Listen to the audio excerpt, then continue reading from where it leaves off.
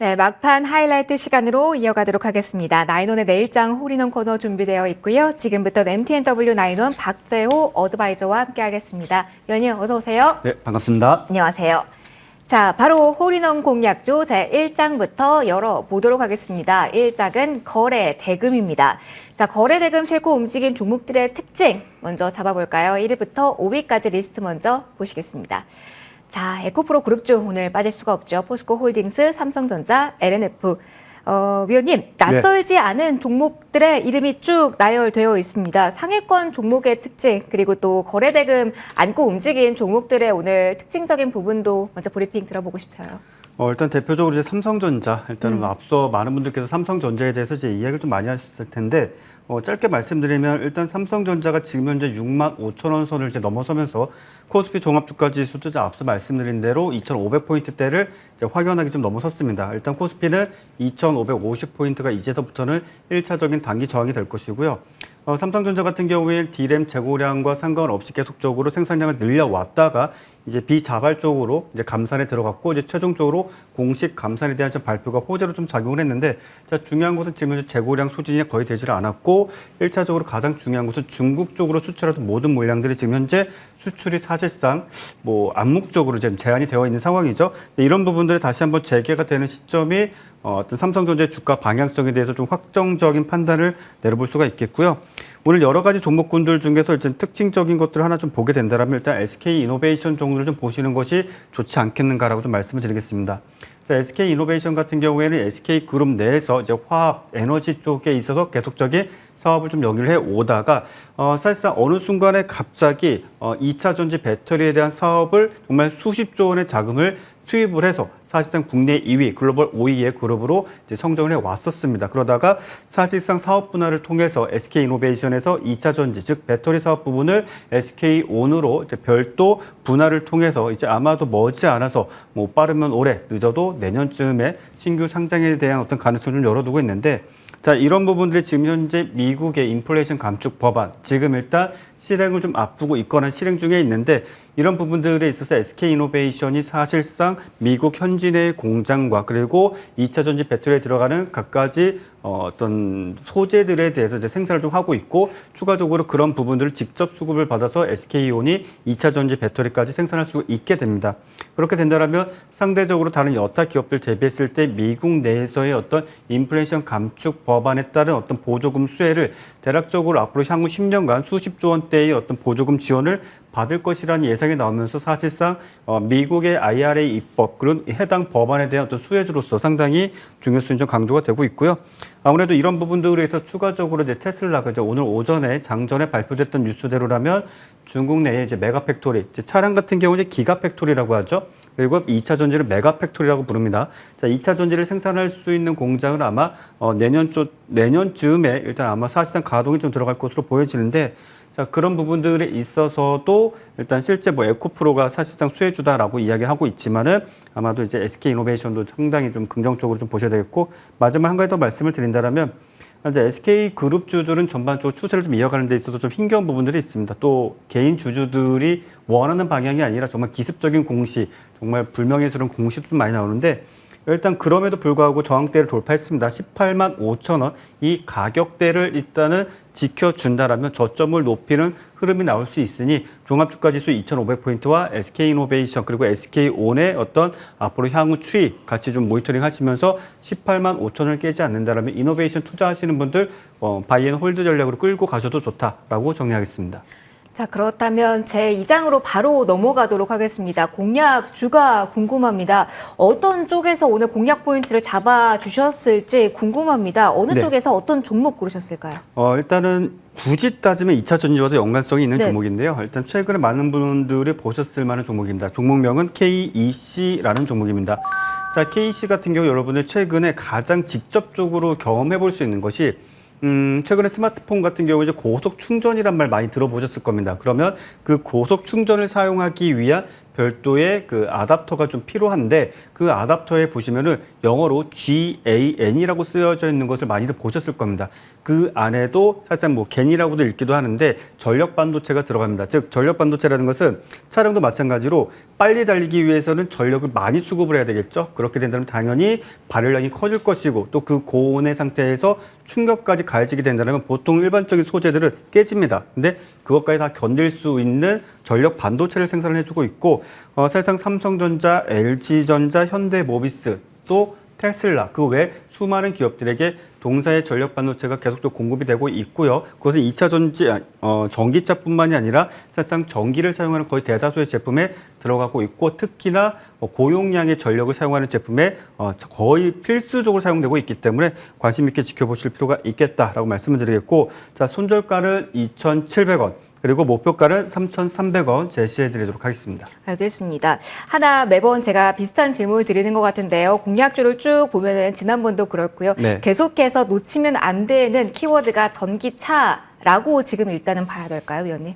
일단은 과거 만약에 지금 시점이 2008년도다, 네. 2009년도다 하면 아마 조선 업종에 대해서 말씀을 드렸을 겁니다. 사실상 지금 2023년도에는 시장에서는 2차 전지 또는 전기차가 사실상 지금 우리나라 산업에서 실제 캐시카우이기도 하고 산업을 이끄는 주요 어떤 산업 섹터라고 할 수가 있기 때문에 관련 종목군들은 물론 실체가 있는 종목군들 위주로 하셔야 됩니다. 정말 실체가 없는 예를 들어서 아프리카 어느 지역의 광산에 2차 전지 소재를 뭐 생산한다, 개발한다 또는 할 계획이다. 이런 식의 어떤 테마주라든지 어떤 소문을 띄우는 주식보다는 정말 실체가 있는 종목군들 위주로 그래도 중장기적으로 사고 팔고 하면서 수익과 대위 그리고 중장기까지 같이 겸하시는 전략은 매우 지금 좋다라고 말씀드리겠습니다. 그러면 오늘 주신 KEC 역시 저희 반도체 업황의 영향을 더 많이 받기보다는 전기차 쪽에서 영향을 조금 더 뉴스에 민감하다라고 봐도 될까요? 그때그때 다를 것 같습니다. 예, 정말 시장의 네. 어떤 모멘텀이 그때그때 이해가 없는 코에 없는 코걸이 이러다 보니까는 전기차일 때도 있을 것이고요. 또는 어떤 때는 뭐 아답터가 될 수도 있고요. 사실상 이제 전기가 또는 고압의 어떤 전력이 사용되는 모든 기기에 들어가기 때문에 지금은 일단 2차 전지를 사용하는 전기차에 가장 많이 들어간다. 이렇게 말씀드리겠습니다. 알겠습니다. 저희 공약주까지 확인해 봤고요. 월요일장 마무리 먼저 해보도록 하겠습니다. 양대 지수 그래도 빨간불 켠 채로 마무리될 것으로 보입니다. 막판에 수급적인 변화가 좀 있는데요. 수급, 종목 환율은 잠시 후에 한 번 더 리뷰해 드리도록 하겠습니다. 이렇게 월요일장 일단 문을 닫겠습니다.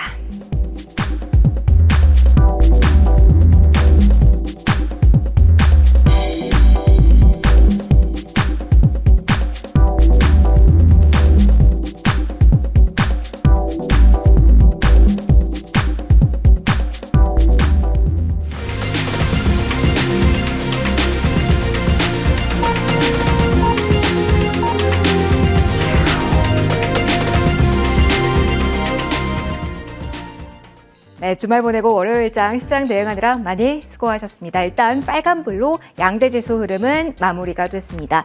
다만 지수는 빨간불로 하루 종일 순항했지만 이 안에서 쏠림 현상은 더욱더 가속화된 하루였고요. 오른 종목의 수가 그다지 많지 않았습니다. 양대 시장 모두에서 상승 종목 수보다 하락 종목의 수가 훨씬 더 많았다라는 점이 특징. 그리고 시총 상위주 가운데 2차 전지 대표주들의 강세가 두드러진 하루. 이렇게 일단 큰 틀에서 오늘 하루의 흐름은 정리해 드리도록 할게요.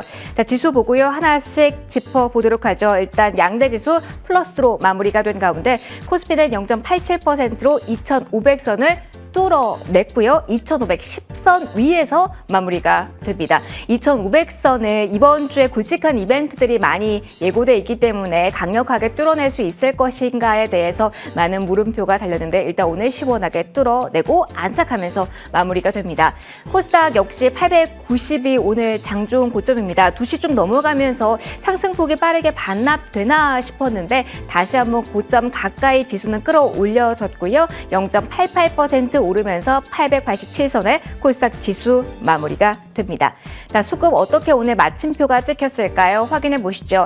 자, 일단 오늘 특징은 외국인이 장 초반부터 계속해서 매수세를 끌고 나갔습니다. 전기전자와 화학, 운송장비 업종에 대해서 특히 대다수의 이 매수세는 전기전자, IT 쪽에 쏠려 있었다는 점이 특징이고요.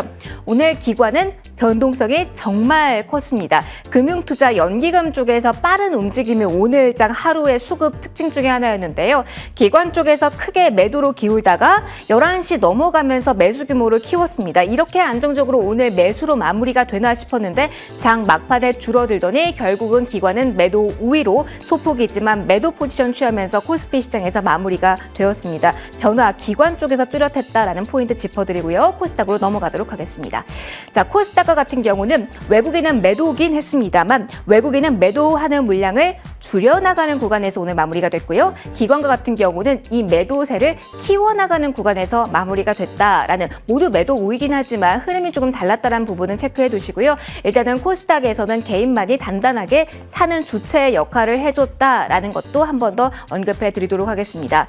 오늘 원달러 환율 같은 경우는 내일이 금통위라는 큰 이벤트가 예고되어 있는 상황입니다. 동결적으로 무게가 기울어져 있긴 한데 그 금통위 이벤트 앞두고 3원가량 오르면서 1319원 선에서 오늘 마무리가 됐다라는 부분 챙겨보시면 좋겠습니다. 종목도 이어서 확인해 보시죠.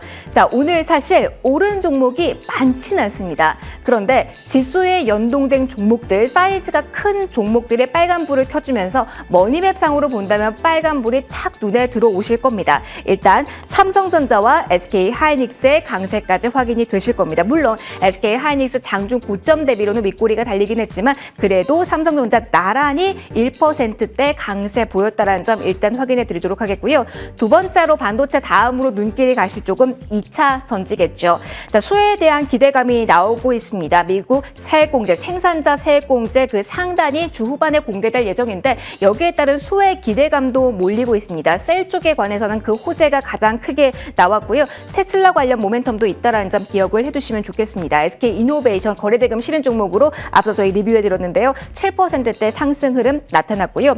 오늘 1위와 2위 코스닥에서 주 종목이 정말 많은 비중을 거래대금 쪽에서 차지했다는 점 특징 중에 하나인데요. 오늘 장에서의 연속 성장에서 내일도 보셔야겠습니다. 잠정실적 에코프로 그룹주 내일 발표될 예정이니까요. 흐름 보셔야겠는데요. 오늘 정말 강한 흐름이 뿜어져 나오면서 에코프로 BM이 13% 그리고 에코프로도 24%나 오르는 흐름이 나왔다는 점 특징이고요. 계속해서 미국발 수혜에 대한 이야기 나오면서 태양광, 신재생 쪽도 들썩이는 모습이 오늘 보였는데 그중에서 눈에 가는 곳이 한화솔루션 3%대 강세 나왔다는 점 체크해 드리도록 하겠습니다. 반면에 이렇게 쏠림 현상이 강하게 나타나면서 바닥에 잡혔다라고 이야기가 됐던 게임 섹터는 또 한 번 좀 무너지는 흐름이었는데요. 전반적으로 어두운 흐름의 게임주 그리고 네이버, 카카오 같은 플랫폼에서도 펼쳐졌다라는 부분까지 체크해 보시면 좋겠습니다. 자, 여기서 시황 설명을 좀 마무리하고요. 분석에 대해서 들어볼게요. 오늘 장을 정말 어떻게 봐야 될지 분석이 필요할 것 같습니다. 위원님, 오늘 좋았던 것 같은데 또 모르겠습니다. 어떻게 보셨는지 이야기 좀 듣고 싶습니다. 솔직한 소감은 좀 얼떨떨하죠. 아무래도 많은 분들이 2,500포인트에 대해서 이제 무의식적으로 상당히 좀 강한 저항으로 생각을 좀 하셨으리라 생각을 하는데, 자, 일단 지난주에 사실상 일단 삼성전자가 어찌 본다면 전년 동분기 대비했을 최악의 실적을 어찌 본다면 창사일 또는 90년대 대비했을 때 그 거의 20년 가까운 거의 그 시간 동안 거의 처음 있는 일이 좀 발생을 했습니다. 그럼에도 불구하고 일단 삼성전자도 이제 생각했던 것이 있는지 어찌 본다면 DRAM 생산을 계속적으로 늘려왔었고 또 그 과정 중에 있어서 수요가 없다 보니까 생산을 조금 줄였는데 이제는 확정적으로 줄여버리고 최종적으로 지금 DDR4 같은 경우에는 생산 라인을 아예 가동을 중단하겠다라는 발표까지 오늘 아침에 있었습니다. 사실 이것이 호재가 될 수 있을까라는 생각이 들지만 물론 이제 앞으로 더 상황이 나빠지지 않을 것이라는 기대감은 있습니다. 다만 중요한 것은 DDR4가 지금 현재 재고량이 어마어마합니다. 아마 올해 들어서 이제 스마트폰을 새로 구매하신 분들은 그 안에 메모리 반도체가 DDR5가 이제 들어가게 될 것이고요. 마찬가지로 노트북이라든지 PC 더 나아가서 지금 현재 메모리가 들어가는 거의 대다수의 제품은 4보다는 5가 들어가는 경우도 많습니다. 물론 공장이라든지 일반 산업 쪽에서 쓰이는 어떤 장비 쪽에는 4가 들어갈 수 있겠지만 그것 자체가 지금에 쌓여 있는 재고량, 즉 거의 전년 대비해서 한 200%, 300%의 재고량을 소지를 못한다는 거죠. 그래서 앞서 말씀드린 대로 이제 삼성전자가 지금 이 상황을 타개할 수 있는 방법은 지금의 재고량을 중국 쪽에 있어서 어떤 수요를 통해서 일단은 재고를 소진하는 것이 어찌 본다면 주가도 올리고 그리고 소액 주주분들에게도 긍정적인 뉴스가 좀 되지 않겠는가 말씀드릴 수가 있겠고요. 자, 일단 앞서 말씀드린 대로 앞으로 삼성전자는 65,000원대를 이탈치 않는다면 종합주가지수도 2,500포인트대를 유지해줄 확률이 매우 높기 때문에 지표 삼아서 보시길 바라겠고, 일단 외국인들이 오늘 상당히 좀 매수를 많이 해줬습니다. 일단 코스피 시장에서도 7,400억 원. 하지만 비차익 순매수에 있어서는 5,200억 원 이상의 순매수를 보여줬습니다. 일단은 이 비차익 순매수는 언제든지 차익 쪽에 있어서의 반대적인 어떤 매도 물량으로도 나올 수 있기 때문에 계속적으로 좀 체크를 해보실 필요가 있겠고요.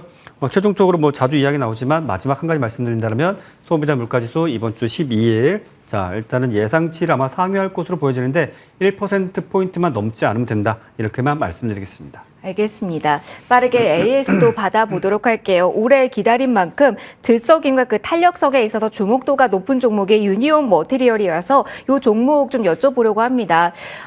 중국이 대만 포위 작전 벌이고 있다라는 관련된 정치적 이슈가 계속 나오고 있어서 투자자분들께서는 여긴 관심이 가질 수밖에 없거든요. AS 지난주에도 받아보긴 했지만 오늘 장에서 신고가 경신. 자, 지금 장에서의 어떤 흐름과 맞물려서 대응해야 되는지 이 조언도 좀 들어볼게요. 자, 일단 첫 번째는 유니온 머티리얼은 관중에 항상 넣어두셔야 됩니다. 유니온도 넣어두셔야 되고 티플렉스도 넣어두셔야 됩니다.